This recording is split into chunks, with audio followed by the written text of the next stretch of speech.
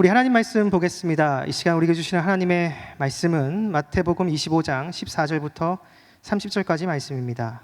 마태복음 25장 14절부터 30절까지 말씀입니다. 거룩하신 하나님의 말씀입니다.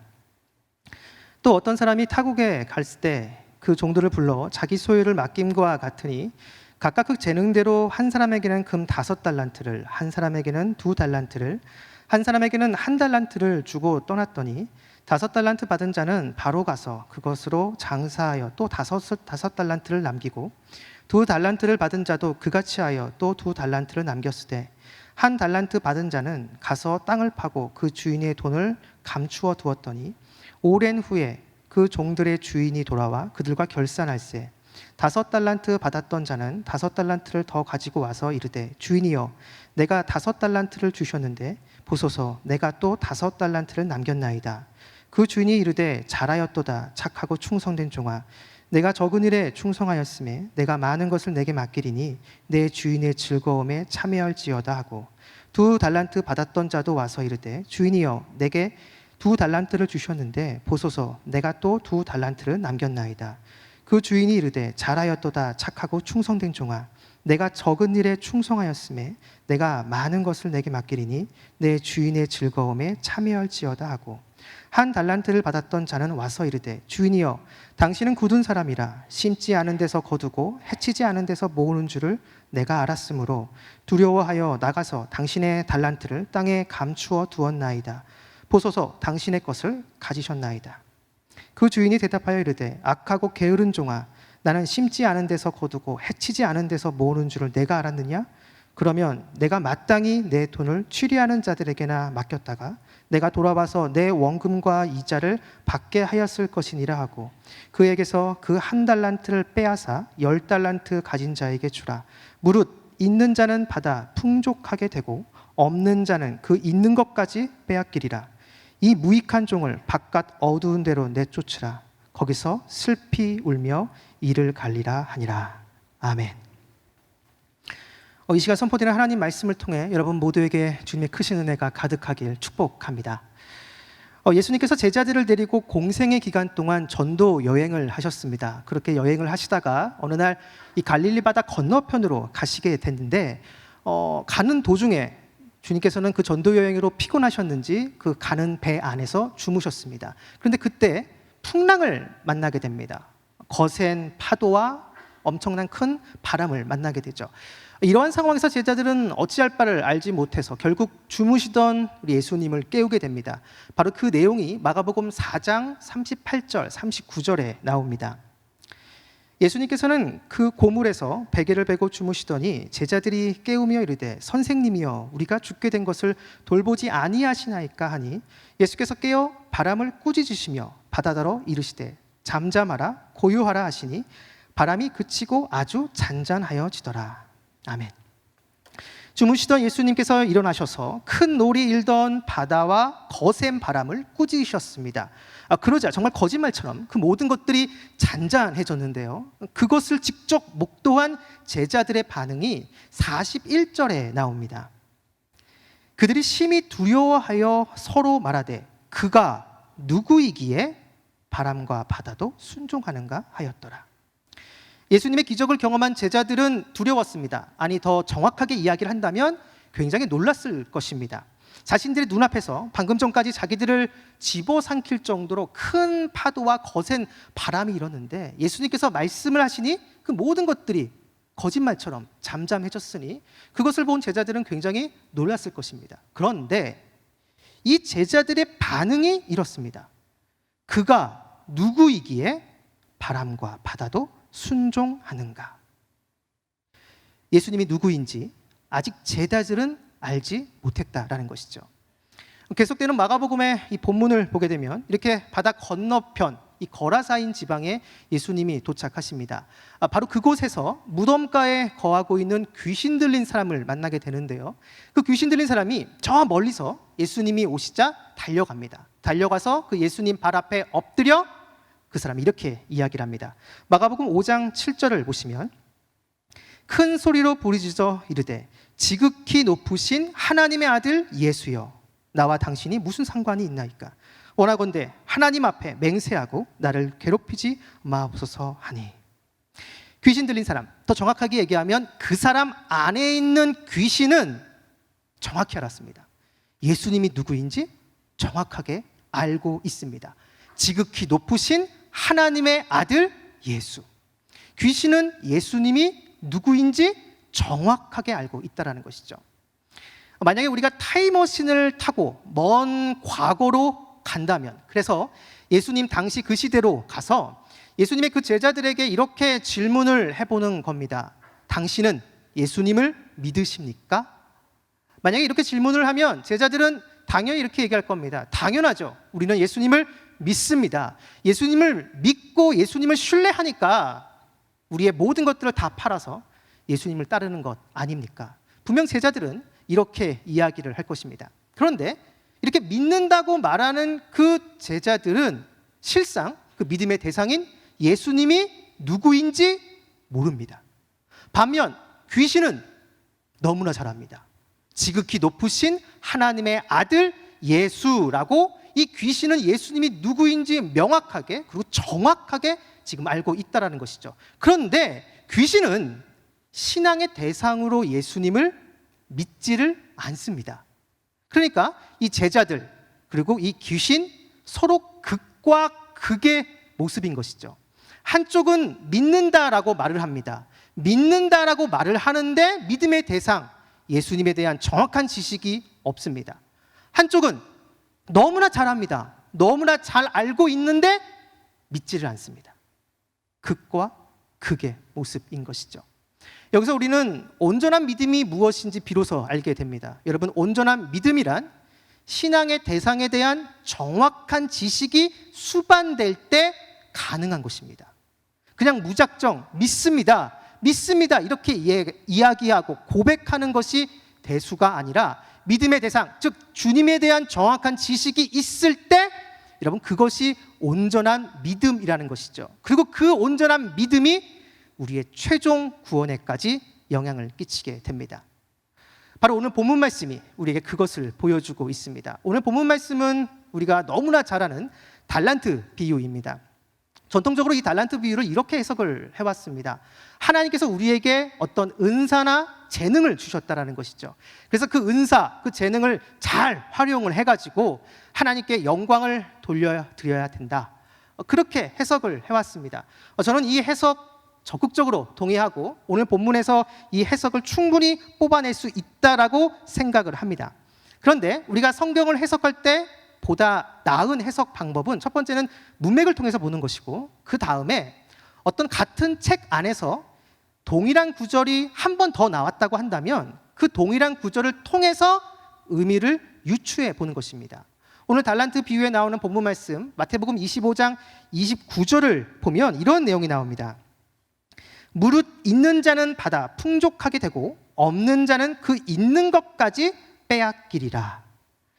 한 달란트를 받은 그 사람을 주님께서 징벌하시면서 하신 말씀입니다. 그런데 이 구절이 같은 마태복음 안에서 한 번 더 나옵니다. 바로 마태복음 13장 11절 12절이 그것입니다. 대답하여 이르시되 천국의 비밀을 아는 것이 너희에게는 허락되었으나 그들에게는 아니 되었나니 무릇 있는 자는 받아 넉넉하게 되되 없는 자는 그 있는 것도 빼앗기리라. 여기에 나오는 무릇 있는 자는 받아 넉넉하게 되되 없는 자는 그 있는 것도 빼앗기리라라는 이 구절이 이 달란트 본문에도 비슷하게 나오고 있습니다. 그런데 이 마태복음 13장에 나오는 이 구절은 지금 하나님의 나라 천국과 관련해서 나옵니다. 그렇다면 오늘 본문에 나오는 그 달란트를 하나님께서 우리에게 주신 은사, 재능 그렇게 볼 수도 있지만 같은 마태복음 안에 나오는 그 동일한 구절을 통해서 유추해서 본다면 오늘 본문에 나오는 이 달란트를 하나님 나라, 더 정확하게 이야기한다면 하나님 나라 확장에 관련된 우리들의 사명으로 볼 수 있다는 것입니다. 그렇게 본다면 왜 오늘 본문에 이 달란트라는 화폐 단위가 나왔는지 그 이유를 알게 됩니다. 여러분 당시에 이 달란트는 가장 높은 화폐 단위였습니다.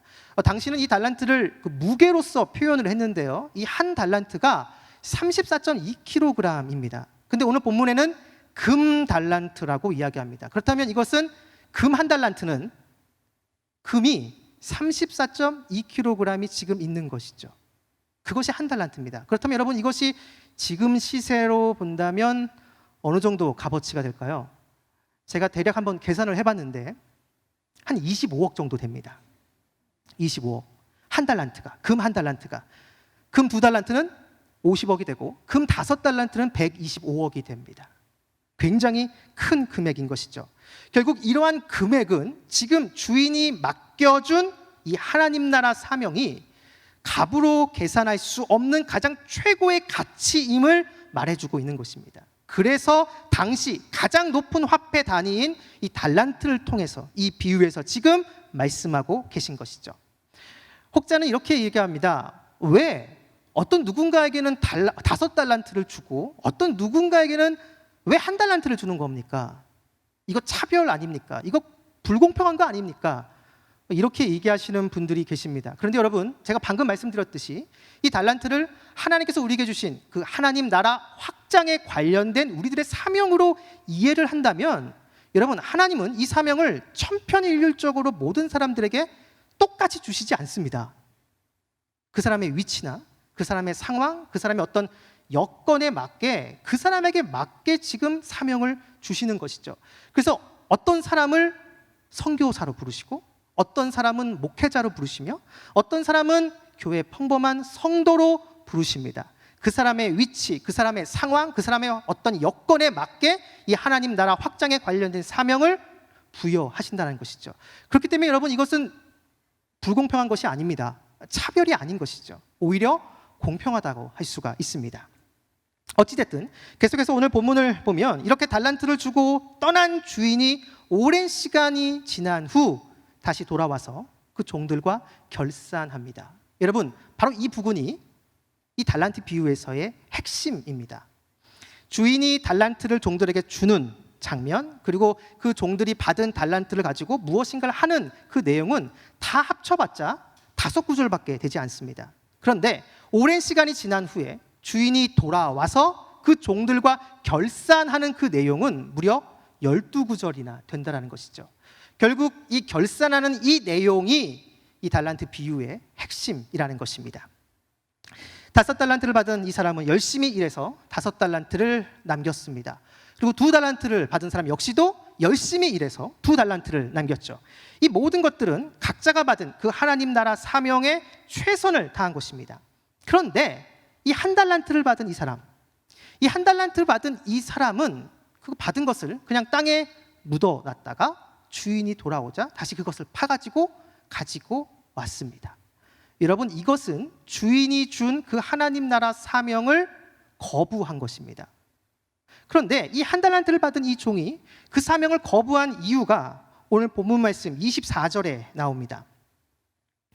1달란트 받았던 자는 와서 이르되 주인이여 당신은 굳은 사람이라 심지 않은 데서 거두고 해치지 않은 데서 모른 줄을 내가 알았으므로. 이 구절을 좀 직역을 하면 이렇습니다. 주인이여 당신은 가혹한 사람입니다. 심지 않은 데서 거두고 뿌리지 않은 데서 모으는 줄을 내가 알았습니다. 이 1달란트를 받은 이 사람이 알고 있는 한 가지가 있었습니다. 그것이 무엇이냐면 주인은 가혹한 사람이라는 것이죠.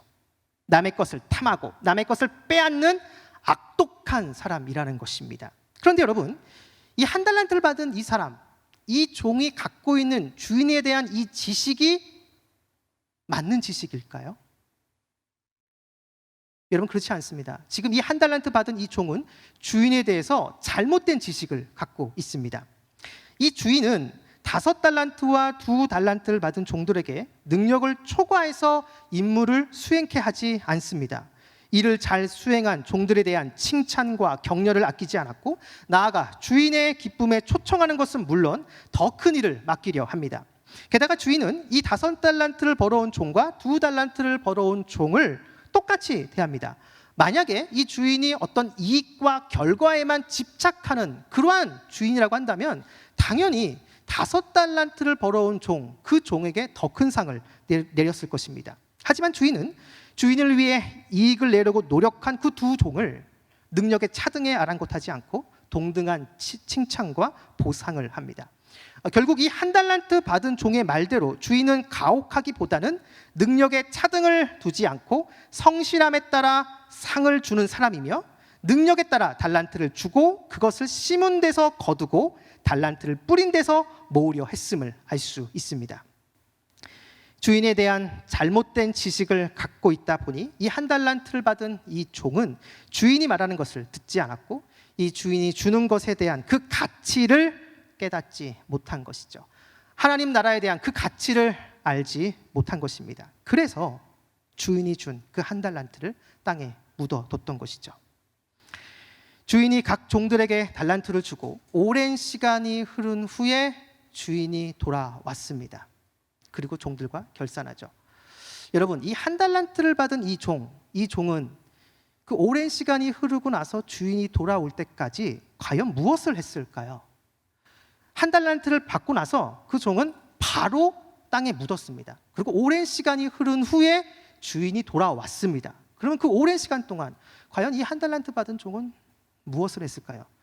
물론 그 내용은 성경에 나오지 않습니다. 성경에 나오지 않지만 전 개인적으로 이 1달란트 받은 이 종이 그냥 허랑방탕하게 놀고 먹고 그렇게 지내지는 않았을 것이라 생각합니다. 열심히 살았을 것입니다. 정말 열심히 살았을 것입니다. 내가 생각하는 중요한 가치를 위해서, 세상의 가치를 위해서 그는 굉장히 부지런히 열심히 아마 일하며 살았을 것입니다. 그래서 어느 정도 분명히 성과도 있고 성취도 있었을 것입니다. 어쩌면 세상 사람들의 부러움이 대상이 됐을 수도 있습니다. 그런데 그러한 성취는 주님이 다시 오셔서 결산할 때 어떠한 인정도 받지 못합니다. 주님, 제가 열심히 공부해서 최고의 명문대에 들어갔고 그 이후에 최고의 직장에 들어갔습니다. 주님, 제가 정말로 돈을 많이 벌어서 최고급 아파트를 마련했습니다. 주님, 제가 정부 고위 요직을 두루두루 다 경험했습니다. 그래? 그렇구나, 알겠다. 그런데 그거 말고 내가 너에게 준 그 사명 어떻게 했니? 주님이 다시 돌아오셔서 결산하실 때는 세상의 가치가 아닌 주님께 소중한 가치로 평가하신다는 것입니다. 이것은 이 주인이 이 1달란트를 받은 이 종을 향해서 한 말을 통해 더 잘 알게 됩니다. 오늘 본문 26절에 보게 되면 주인이 이 1달란트 받은 종을 향해서 이렇게 얘기합니다. 악하고 게으른 종아. 먼저 이 게으르다라는 단어를 좀 살펴볼 필요가 있는데요, 이 단어에 해당하는 헬라어 단어가 호크네로스입니다. 근데 이 단어의 뜻은 우리가 갖고 있는 이 한글 성경에 나와 있는 것처럼 어떤 게으르다라고도 번역도 가능하지만 한편으로 다른 번역도 가능한데요, 그것이 무엇이냐면 주저하다라는 겁니다. 지금 이 1달란트 받은 이 종은 주인의 하나님 나라 사명에 동참하기를 지금 주저하고 있는 것이죠. 그 다음에 나오는 악하다. 이 악하다에 해당되는 헬라어 단어가 포네로스라는 단어인데요, 이 단어는 어떤 도덕적인 의미에서 악함, 당연히 그런 것도 포함이 되지만 또 다른 의미, 실용적인 차원에서, 실용적인 측면에서 무용한, 무가치한, 쓸데없는 이란 뜻도 있습니다. 즉, 지금 이 1달란트 받은 이 종은 주인의 그 하나님 나라 사명에 동참하기를 지금 주저하고 있는 것이죠. 주저하면서 자기가 생각하는 그 다른 일, 자기가 중요하다고 여기는 그 다른 가치에 몰두하면서 결국은 이 1달란트 받은 이 종은 주인에게 무가치한 존재, 무용한 존재, 쓸데없는 존재가 된 것입니다. 이 모든 것은 결국 이 1달란트를 받은 이 종이 주인을 제대로 알지 못했기 때문입니다. 주인이라는 인식은 있습니다.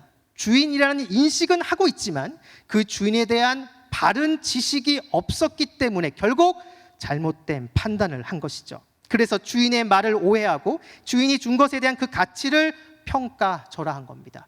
결국 이 종은 바깥 어두운 데로 쫓겨나 슬피 울며 이를 갈게 됩니다.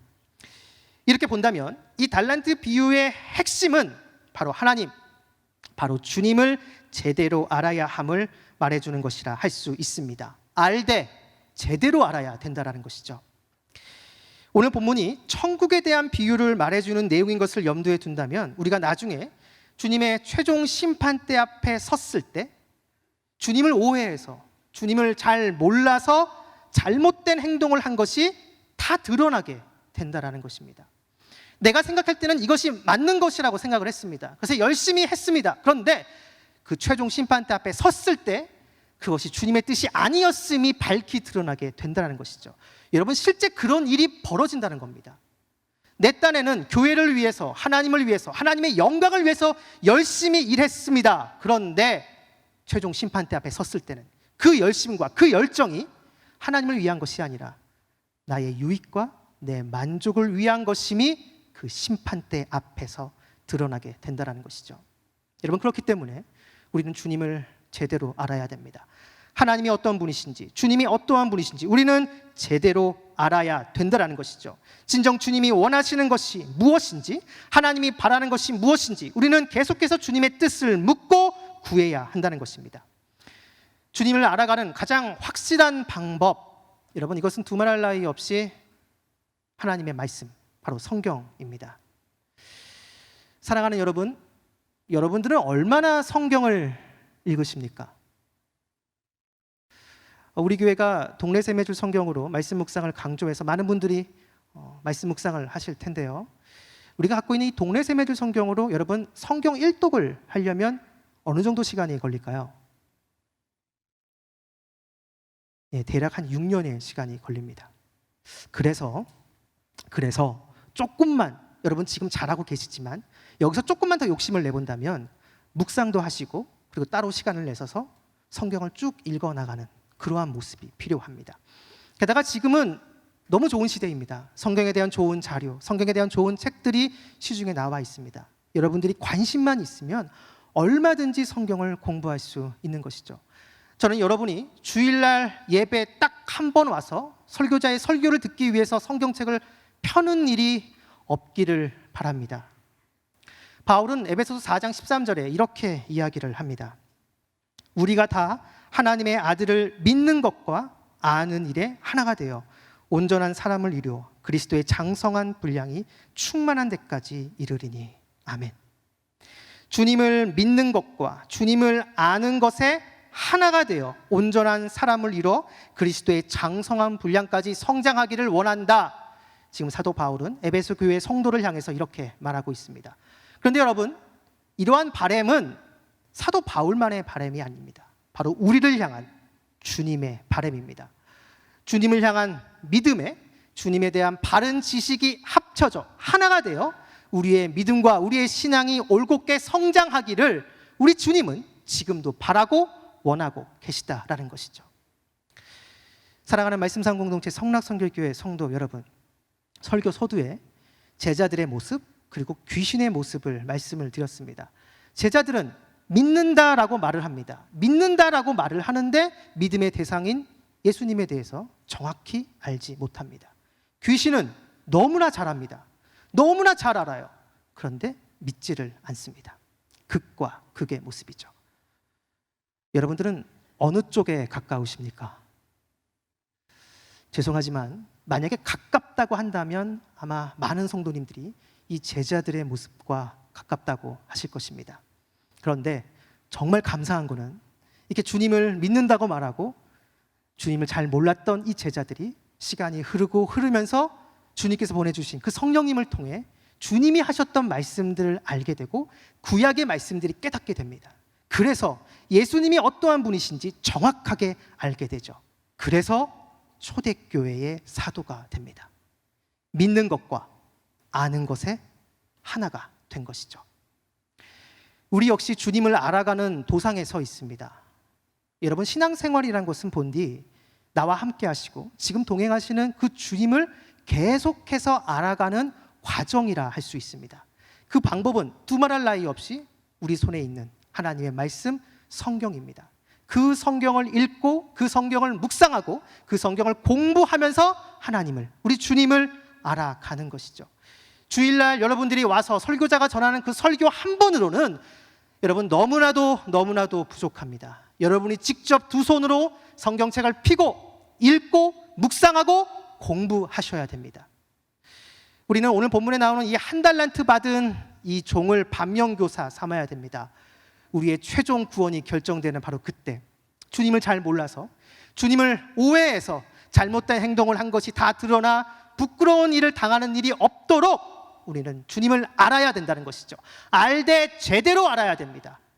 그렇게 할 때 하나님께서 우리에게 맡겨주신 그 사명, 그 하나님 나라 사명을 바로 이 땅에서 주님 앞에 서는 그날까지 잘 감당할 수가 있는 것입니다.